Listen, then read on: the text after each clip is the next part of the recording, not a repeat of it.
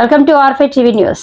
ఈ వారాహి అమ్మవారి దేవాలయం కూల్చివేతపై చర్చించిన శివస్వామి శైవ క్షేత్ర పీఠాధిపతి రాధా మనోహర్ దాస్ వంటి సీనియర్ సాధువులు, సాధు సంఘాల నేతలు అందరూ కలిసి చర్చించగా మళ్లీ దేవాలయాన్ని నిర్మించే బాధ్యత ప్రభుత్వమే తీసుకుంటుందని, అలాగే అమ్మవారికి శ్రీ వారాహి నవరాత్రులు యథావిధిగా జరుపుకోవచ్చని, నిందితులు ఎవరైతే ఈ దేవాలయాన్ని కూల్చేశారో వారిపైన కఠినమైన చర్యలు తీసుకుంటామని హామీ ఇచ్చారు. ఈ చర్చలు సాఫీగా జరగడం చాలా సంతోషదాయకమని మహారుద్ర వారాహి స్వామి తెలిపారు. ఈ హిందూ సాంప్రదాయాన్ని కాపాడడం కోసం సహాయపడినటువంటి దేవాదాయ శాఖ మంత్రి ఆనం రామనారాయణ రెడ్డికి తిరుపతి జిల్లా కలెక్టర్ అండ్ వెంకటేశ్వర్లకు కృతజ్ఞత తెలియజేశారు. అలాగే రాధా మనోహర్ దాస్ మాట్లాడుతూ హిందూ దేవాలయాల మీద దాడి చేస్తే ఖచ్చితంగా వారి శిక్ష అర్హులే అవుతారని వారి ఆవేదన వ్యక్తం చేశారు. ఆదివారాహి అమ్మవారి దేవాలయం పునర్నిర్మాణం కోసం సహాయ సహకారాలు అందించినటువంటి అధికారులకు, మంత్రులకు వారు ధన్యవాదాలు తెలియజేశారు. ఈ కార్యక్రమంలో శైవక్షేత్రం పీఠం పూజ్యశ్రీ శివస్వామి రాధా మనోహర్ దాస్ స్వామీజీ, పల్నాడు శ్రీ భారత త్రిపుర సుందరి దేవి ఆశ్రమం బ్రహ్మశ్రీ తులసిరామ స్వామీజీ, రాజరాజేశ్వరి స్వామి రాజరాజేశ్వర పీఠం తిరుపతి మహారుద్ర వారాహి స్వామి, శ్రీ ఆది వారాహి అమ్మ గుడి తిరుచానూరు బి రాజేంద్ర ప్రసాద్ శర్మ, చిత్రపు శ్యామ్ సుందర్ రావు స్వామి, భక్తి చైతన్యానంద సరస్వతి సత్యానంద యోగా ఆశ్రమం తాడేపల్లి హిందూ సంఘాల నేతలు, భక్తులు పాల్గొన్నారు. రాధా మనోహర్ దాస్ గారిని కూడా కలిసి జరిగిన విషయం చెప్పడమైంది. ఆయన కూడా వీడియో ద్వారా వారాహి దేవాలయాన్ని నిర్మించాలని చెప్పి తెలియజేశారు. శివస్వామి గారు ఇక్కడే ఉన్నప్పటికీ కొన్ని అనివార్య కారణాల వల్ల ఆయన్ని ఇక్కడ నేరుగా కలవలేకపోయాను. విజయవాడకి వెళ్ళి నా కన్నీరు, నా ఆవేదన, నా తల్లి చేతులు నరికివేసిన విధానం గురువుగారికి చెప్తే శివస్వామి గారు ఆయన నా కన్నీళ్లను చూసి ఆవేదనతో కలత చెంది అక్కడే ఒకే మాట అన్నారు, ఎప్పుడు విగ్రహం పెట్టాలో చెప్పండి పెడతాము అన్నారు. ఒకే మాట. జరిగిన సంఘటన పైన ఆరా తీయడం కంటే మీరు ఎప్పుడు విగ్రహ ప్రతిష్ట చేయాలనుకున్నారు చెప్పండి, చేసేద్దామన్నారు. జరిగిన విషయాలన్నీ తెలుసుకొని ఆయన నేను ఖచ్చితంగా 20వ తేదీ వస్తున్నాను, మనం మాట్లాడతాము, ఆలయాన్ని అక్కడే పునర్నిర్మిస్తాం, ఎవరు ఏమి చెప్పినా మన హిందూ బంధువుల బలాన్ని చూపిద్దాము అని చెప్పి గురువుగారు నిన్న బయలుదేరి రావడం జరిగింది.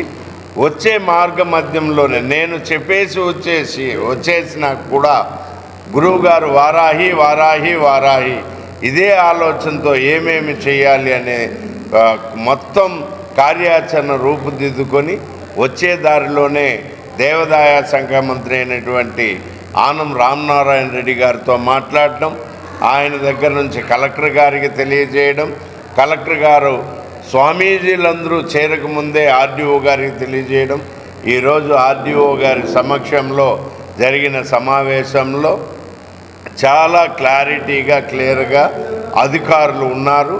ఈ విగ్రహ ధ్వంసం, ఆలయ ధ్వంసం చేసిన వారిపైన కఠిన చర్యలు తీసుకుంటాం. అదేవిధంగా ఆలయ నిర్మాణానికి కూడా ఇది నదీ పరివాహక ప్రాంతం కాబట్టి ఇందులో ఎంతవరకు వెసులుబాటు ఉంది, ఒకవేళ వెసులుబాటు లేకపోయినా వేరే అనువైన ప్రాంతంలో మీరు నచ్చిన ప్రాంతంలో ఖచ్చితంగా అమ్మవారి ఆలయాన్ని నిర్మించడానికి మా వంతు పూర్తి సహకారం ప్రభుత్వం తరపున ఏర్పాటు చేస్తామని ఆర్డీఓ గారు తెలియజేశారు. అదేవిధంగా ఇప్పటికే 5 సంవత్సరాల వరకు ఏదైతే ధ్వంసం చేశారో దుండగులు, ఆ ప్రాంగణంలోనే 5 నవరాత్రులను జరిపినటువంటి చరిత్ర ఇది. ఇప్పుడు మళ్ళీ ఈ నెల 26 నుంచి వారాహి నవరాత్రులు ఉన్నాయి కాబట్టి అధికారులు మేము ఆ నవరాత్రులను 6వ నవరాత్రిని కూడా ఇక్కడే జరుపుకోవాలి. రాష్ట్రం నలుమూలల నుంచి ఇప్పటికే ఆవేదనతో చెంది నాకు కన్నీళ్లతో ఫోన్ చేస్తున్నారు. వాళ్ళు ఈ దృశ్యాన్ని తట్టుకోలేరు, తెలియని వాళ్ళు. కాబట్టి వచ్చేటువంటి భక్తులు మనోవేదన గురి కాకుండా మేము ఒక చిన్న పాక షెడ్డు వేసుకొని ఈ నవరాత్రులు జరుపుకునేందుకు ఒక 25 రోజులు గడువు కోరాము. వారు విత్ ప్రొటెక్షన్తో అక్కడ వారాహి నవరాత్రులను జరుపుకోవడానికి అనుమతిని మంజూరు చేసినందుకు చాలా కృతజ్ఞతలు. ఇవన్నీ కేవలం శివస్వామి గారి కృష్ణమాచారి గారు, రాధా మనోహర్ దాస్ గారు, మిగిలిన నాకు మన భవానీ శంకర్ గారు, తర్వాత ఇక్కడుండేటువంటి స్థానికులు అయినటువంటి హిందూ సంఘాల వాళ్ళు, బజరంగ దళ వాళ్ళు, తర్వాత విశ్వ హిందూ పరిషత్ వారు, చిరుమాముల గోపి గారు, అనిల్ గారు, వీరందరూ నాకు పేర్లు తెలియపోయినటువంటి, మీకు జన్మ జన్మలా మీ దాసుడనై ఉంటాను. నా వారి నియోజకవర్గ ఇన్ఛార్జి ఆయనకు కూడా నేను ధన్యవాదాలు తెలియజేస్తున్నాను. ఆయన ఎమ్మెల్యేగా కష్టపడి గెలిచి మనకి ఇలాంటి ధార్మిక కార్యక్రమాలకి సహాయపడి ఉపయోగపడాలని కోరుకుంటున్నాను. జై వారాయి. మరి తిరుమల తిరుపతి దేవస్థానం ఏఈఓగా ఉన్నటువంటి ఒక వ్యక్తి మరి అన్య మతస్థుల ప్రార్థనలలో పాల్గొన్నట్లుగా పత్రికల్లో వచ్చింది. దీన్ని పూర్తిగా ఖండిస్తున్నాం. తిరుమల తిరుపతి దేవస్థానం చైర్మన్ గారి యొక్క దృష్టికి దీన్ని తీసుకువెళ్తాం. ఎట్టి పరిస్థితుల్లో వారిని సస్పెండ్ చేయాలని చెప్పేసి వారికి కూడా మేము వినతి పత్రాన్ని అందజేస్తాం. వారు దాన్ని పూర్తిగా అమలుపరుస్తారని చెప్పి మేము భావిస్తున్నాం. నిన్న జరిగిన అభయ హిందూ సేన ఆ కార్యక్రమంలో ఒక మంచి నిర్ణయాన్ని పరమపూజ్య రాధా మనోహర్ దాస్ గారు తీసుకున్నారు. దాన్ని మా విశ్వన పర్యవేక్షణగా బలపరుస్తూ మా యొక్క అధ్యక్షుడైనటువంటి కృష్ణమాచార్య స్వామి గారు కూడా తిరుపతి కేంద్రంగా ఒక వ్యవస్థ గట్టిగా పనిచేయవలసిన అవసరం ఉంది.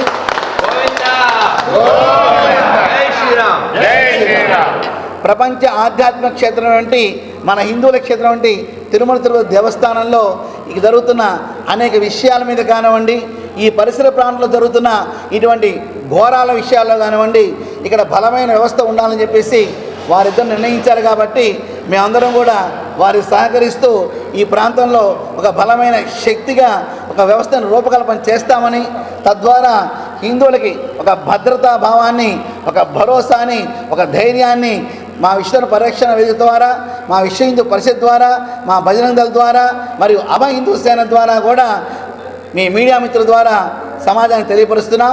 ఓం నమో వెంకటేశాయ.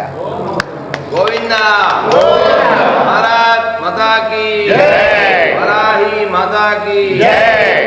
రామ హరే రామ హరే రామ హరే రామ రామ రామ రామ రామ హరే హరే హరే హరే. భారత్ మాతా కీ జై, వరాహి మాతా కీ జై. తిరుపతిలో వాసవి గ్రాండ్ అనే పేరుతో ఒక చక్కటి వ్యవస్థ వాసవి గ్రాండ్ కమిటీ వారు నాకు అందజేయటము, ఇలా మేము తిరుపతి వస్తున్నామండి, మాకు కొంచెం అవకాశం ఇస్తారా అంటే వసతితో పాటు ప్రసాదాన్ని కూడా ఏర్పాటు చేసిన మా వాసవి గ్రాండ్ యొక్క కమిటీ వారికి, యాజమాన్యానికి ఒక్కసారి అందరూ కరతాళతో శుభాకాంక్షలు తెలియజేద్దాం. జై వాసవి మాతాకి మన ధర్మం నమో వెంకటేశాయ.